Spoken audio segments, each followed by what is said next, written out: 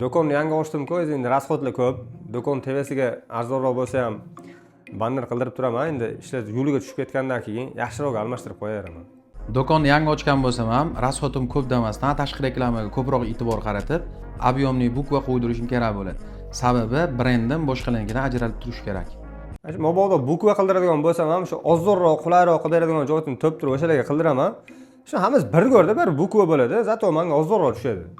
Endi bukva qildirar ekanman deb arzonni, qulayini qidirmasdan, sifatli, uzoq yil xizmat qiladigan, dizayni ham ajralib turadiganni tanlashim kerak bo'ladi. Qo'limga metrni olib o'sha reklama qildiradigan joyimni o'zim o'lchab, yozib, o'sha bitta reklamachiga olib boraman.